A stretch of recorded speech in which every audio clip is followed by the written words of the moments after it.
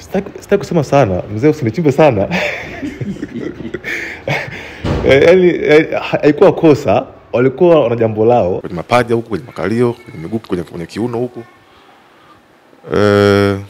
Kuna jambo ambalo nisingependa kuliongelea. Mei 16 mwaka 2025 katika mtaa wa FFU uliopo katika kata ya Muriet mkoani Arusha ziliripotiwa taarifa za mchungaji Mwalimu Steven Jacob ambaye alidai kwamba watu ambao hawajajulikana walifika hapa wakiwa na gari aina ya Land Cruiser na kumchukua na kumpeleka kusikojulikana na kumpiga sehemu mbalimbali za mwili wake. Una mpango wa kufungua kesi? Sina, wala sihitaji. Kwa majina yangu naitwa Steven Jacob, ni mchungaji wa huduma ya Kristo au Christ Community Ministry. Tuna usajili wa muda kule Wizara ya Mambo ya Ndani. Tunasubiria usajili wa kudumu. Kwa hiyo Wizara ya Mambo ya Ndani wananitambua kama mchungaji. Lakini ukija huko kwenye huko YouTube, mimi ni mwalimu. Lakini pia ni mtu wa unabii. Kwa hiyo ni mtu ambaye huwa anatoa nabii mbalimbali za kusaidia nchi, kusaidia tawala zetu hizi za Tanzania, vyama na kadhalika. Na mengine mengi tu ya kumtumikia Mungu. Ambacho kimetokea tarehe 16 ile mwezi wa 5 mwaka huu 2025, walikuja watu maeneo hapa kanisani, walikuwa wana mahojiano na mimi. Lakini jinsi ambavyo walikuwa wanakuja au taratibu wao waliotumia kunikamata kidogo haukuwa mzuri au haukufuata taratibu ule. Kwa sababu akija askari cha kwanza atajitambulisha, atatoa ID, atakuonyesha. Na kawaida hapa mtaani kwetu mzee wangu ni balozi katika ile eneo wa Chama cha Mapinduzi CCM. Kwa mara nyingi pakiwa na shida hapa mtaani, kuna mtu ambaye labda anatakiwa achukuliwe kamatwe, mara nyingi huwa anapitia kwanza hapo kwa balozi, alafu wanaenda kwa huyo mtu wanamchukua, alafu ndo wanakwenda. Kwa hiyo mimi sikuona ule utaratibu ukifuatwa wa kumkamata mtu. Kwa hiyo tayari nikaona hapa kuna issue nyingine itaendelea. Kwa hiyo kuanzia pale nikaona kaja bwana mmoja kanishika bega hapa hivi. Basi ndio nikaanza kuita majirani. Nikapiga kelele hapa kwamba anatekwa. Basi ndio majirani wa hapa na watu wengine wenyewe wakapiga kelele. Wakapiga pia na ile gari mawe, kioo cha nyuma kilipasuka. Wakatoka hapa speed sana, wakanichukua. Tukafika hapa maeneo ya kuna dampo, wakanifunga kitambaa cha kwanza kwenye machoni hapa na cha pili wakakaza kabisa. Baada hapo wakaniinamisha kwenye siti pale hivi kwamba ili nafikiri ili sionekane. Kwa hiyo wakatoka speed sana hapa, wakanichukua wakanipeleka huko sasa. Kwa kweli sijui walinipeleka wapi, lakini baada pale kuna mahali walinipeleka kwenye kama chumba, lakini kile chumba ni kama ofisi, maana nilikuwa nasikia wanafungua draw, lakini kama palikuwa kama pana sofa, mtu anakaa hapo. Kwa hiyo wakaniingiza pale, ndio sasa wakaanza kunipiga. Kwanza wakanihoji maelezo. Baada ya pale sasa basi ndio wakaanza kunipiga miguu. Leo angalau namshukuru Mungu na nafuu, lakini ile siku ya kwanza kidogo ilikuwa ni mbaya zaidi.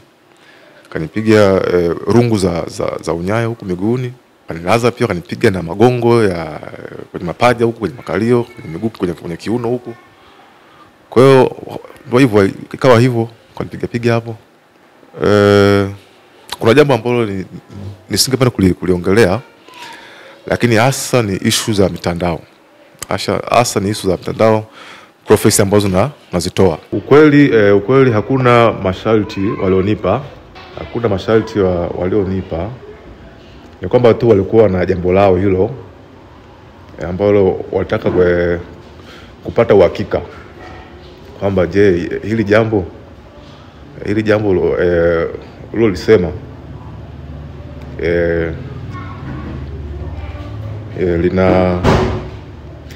lina maudhui gani na lina ukweli kiasi gani. Hicho tu basi. Yaani hakuna vingine vyote, nicho tu. Hawakuwa yani wale hawakunishika kwamba eti wamenishika kwamba wananionya. Wana jambo lao tu ambao wanataka wapate uhakika assurance kwamba hili jambo je linaweka kiasi gani. Nafikiri singependa kulizungumza, lakini linahusu nchi. Hapana. Yaani hawakunitisha. Wamenipiga sehemu za miguu kwenye unyaya huku.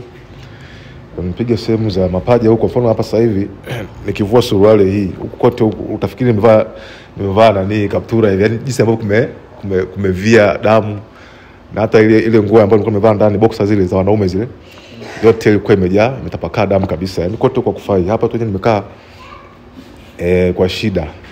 Lakini pia maeneo ya nyuma huku kwenye mgongo walipiga kidogo ngumi. Na pia kuzingatia sisi miili yetu hii sio mazoezi, sio wachungaji, umetoka nyumbani umeenda kanisani.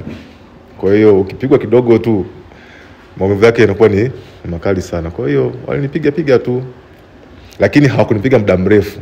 Yaani sio kile kipigo cha muda mrefu. Ni kipigo cha muda mfupi, lakini ni heavy. Kwa makadirio hapungui 6, maana pale mbele walikuwa 2 kwa maana dereva na ile siti pembeni pale, na siti ya nyuma pale ilikuwa niko mimi na wengine 2 huku na huku, na nyuma palikuwa na wengine 2. Sijui kama walikuwa zaidi, lakini walikuwa hapungui watu 6 na mimi ni wa 7. Nafikiri unafahamu hizi cruiser ile siti ya katikati hapa ndio ambao nilikaa pale, wakaniminya chini, niname chini. Yaani unainama kichwa kinakuta miguu. Mwanzo jamaa alinishika hapa, kanimshika kwenye kama kwenye mguu yake, akaona ananipiga hapo. Baadaye akanipinda, nikapinda kwenye hivi. Hebu naomba hapa nijibu kwa busara. Njia ambayo wao walitumia kupata hii habari haikuwa nzuri. Yaani kwa yale ambao walikuwa wananihoji wako sahihi, ila njia ambayo wameitumia haikuwa sahihi. Unaelewa vizuri? Yaani kwa kile ambacho walikuwa wananiuliza, tukiondelea mbali ndio sawa, ndio wamenipiga, wameniumiza, ni sawa. Lakini kile ambacho walikuwa na hoji wako sahihi, ila njia tu ambayo wameitumia ule ulikuwa ni unabii, lakini haihusiani na hiyo, sio issue hiyo kabisa. Kuna taarifa kwamba kilichopelekea ukapigwa ni baada ya kurekodi video kwenye mtandao wa kijamii ukilishtumu jeshi la polisi kuhusiana na mambo ya vifo. Jambo la kwanza, sijashutumu jeshi. Nilitoa unajua kazi mojawapo ya nabii ni kushughulika na mambo ya taifa, na hasa ni utawala. Maana utawala unawashikilia watu wakiwa na maisha ambayo sio mazuri, Mungu huwa anatumia manabii kurekebisha. Kwa hiyo sikushutumu, ila nilipata tahadhari kwamba nilionyeshwa kwamba kuna vifo vya askari, tena wale ambao wanafanya vitendo ambavyo ni viovu.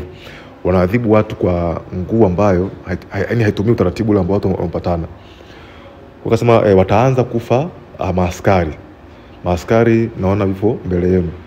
Na ni kweli, baada pale siku 2 mbele kweli kabisa wakafa maaskari 2 trafiki maeneo ya wapi kule naita Mererani kule. Mererani kule ndio Sasa utaona kabisa pia swala lile sio la kutengeneza, ni radi. Ili pia watu wajue kwamba yule ni Mungu. Na kile ambacho nimeambiwa ni cha Mungu. Kwa sababu ingekuwa labda ni ajali au mpigwa, basi ni mtumishi, lakini ni Mungu. Sasa ukija kwenye swali lako, wao kunikamata haikuwa issue ile. Ilikuwa ni issue nyingine inayohusu kosa ambalo lilifanya. Hamna kosa. Walikuwa hamna kosa. Sitaki kusema sana, mzee usinichimbe sana. Yaani haikuwa kosa, walikuwa wana jambo lao linalohusu taifa ambalo mimi nimelisema. Sasa walikuwa wanataka uhakika kwamba jambo hili lina mazingira gani, likoje, hali ukoje, na uliwajibu. Na nimwajibu ndio, na mimi ile video Nilitoa, unajua video hizi unapotoa public ni ili waone, wakutafute sasa ili utoe detail. Sasa hawakunitafuta. Sasa ambacho kimetokea, wameniteka. Kwa maana hiyo walikuteka ni polisi. Wameniambia wao ni polisi, wanatokea Central. Kwa mimi naamini ni wao. Wameniambia hivyo kwamba mimi sisi ni askari kutoka kituo cha kati Central, tunamojana na wewe. Wameniambia hivyo. Kwa hiyo mimi nachukua ile sentence yao walivyosema. Ingawa ndio hakunionyesha ID, nikaona barua ile ya kuitwa sijaona, lakini walisema hivyo. Kwa hiyo nachukulia kwenye ile kauli, lakini kuja kwenye vielelezo hamna. Jana tuliona askari wa jeshi la polisi walifika hapa nyumbani. Walikufika kwa ajili ya nini? Kuchukua maelezo tu. Walikuja hapa wachukua maelezo, na niliposikia nafikiria hata ule usiku nafikiri pia walikuwa hapa. Karibia siku nzima nafikiri. Kwa hiyo walifika hapa wachukua maelezo basi. Hakuna kingine. Una mpango wa kufungua kesi? Sina, wala sihitaji. Sio kwamba eti naogopa. Nasema hivi, ni kweli wamenumiza, wana usahihi wa kupata ile habari, lakini njia walotumia haikuwa sahihi. Na kabisa hapa nichukue fursa hii pia niombe watu wa serikali, kama kuna kitu ambacho hamjakielewa, msitumie njia hizi. Hizi njia sio nzuri. Watu wengine sisi ni wema tu, hatuna shida na mtu, hatuna shida na watu. Msitumie hizi njia. Maana pia wanadamu tuna background. Then tuna background, iko background ya mtu inasema sasa mtu sio mkorofi, sio mwizi, ni mchungaji. Tena hata kwenye video ambazo nazitoa siko tu vizuri. Kwa mfano tu labda wangepiga tu simu. Sababu mimi huduma hii ina usajili wa Wizara ya Mambo ya Ndani na mimi ndo mwenyekiti wake. Kwa hiyo akapiga tu simu, sasa tunakuomba hebu njoo, kuna vitu hapa hatuvielewi, hebu njoo tolea maelezo. Sasa unakataje kwenda? Kwa maana hiyo utaendelea pia kutoa unabii. Kile ambacho Mungu amenionyesha nitasema, lakini sasa kuna kile ambacho nilisema kwamba kumpiga nabii ni kumkataa nabii. Yaani kumpiga nabii ni kumkataa. Galilaya hivyo Yesu walimwalika Yesu, wakampa kile chuo cha Isaya akasoma. Alafu akasema sehemu ya maandiko hii imetimia. Badala sasa wamhoji imetimiaje, wakamshika Yesu akampiga, wakataka kumtupa. Yesu akaondoka. Sasa na mimi ni nabii wa taifa hili, tena kwenye utawala, tena hasa watu fulani, nisiongee hapa, lakini yule ambaye anafuatilia atajua tu ni wakina nani. Sasa kama amenishika, wakanipiga, wakaniumiza, kwa mimi naona kama wamenikataa. Kuna ile video ambayo unasema kwamba sio hiyo iliyopelekea kupigwa na nyinginezo tuliona zilifutwa kwenye ukurasa wako wa YouTube. Kwa nini? Nani alifuta? Waliniambia nifute. Waliniambia kabisa kwamba sasa utafuta video zote hizi. Kaambia lakini video ziko nyingi, ziko 700. Basi wananiambia basi hizi video za unabii utazifuta zote. Kwa kuna kwenye muda kama wa saa 3 kasoro hivi wakanifungua kitambaa, wakaniambia sasa anza kwanza, wakaniambia hii account ipige chini yote. Nikamwambia sasa hii si email inafungiwaje? Nikamwambia lakini hamna shida, iko mimi sijui jinsi ya kufuta, hebu hivyo. Lakini ile simu kanirudishia, nikawa nafuta mwenyewe, ananiambia futa hii hapa, futa hii hivyo. Nikafuta na nyingine nyingi tu. Simu yako alikurudishia? Hapana. Simu yangu, wifi yangu ile, kuna wifi huwa natumia kidogo hivi. Ile hata nikiwa mahali hivi nzoka kutumia labda kuna nini. Simu hajanirudishia hiyo wifi, kuna na saa yangu, funguo za nyumbani zile zilipotelea huko. Kwenye maelezo ulisema ulipigwa sana mpaka boxer ikawa imeloa damu. Ni walikupiga sehemu gani hasa? Upande wa nyuma, yani kuanzia hapa, yani hapa kuja huku, panda huku mpaka kiunoni hivi. Walikuwa wanapiga, yani walikuwa wanapiga yani na gongo hivyo, wanapigwa yani mpaka ni fahamu zinakata yani. Kwa hiyo wamenipiga sana. Yani hawajanipiga kwa muda mrefu, ila nikipiga kifupi lakini ni heavy. Yaani unajua kujua damu ni baada kuchukuliwa naenda kuvua boxer ndio ilikuwa imekamata ngozi hivi. Sasa kwa hiyo unavuna unaibandua hivi. Unaibandua. Na unaibandua kabisa hivi ndio. Yes, hayo ndio yalotokea.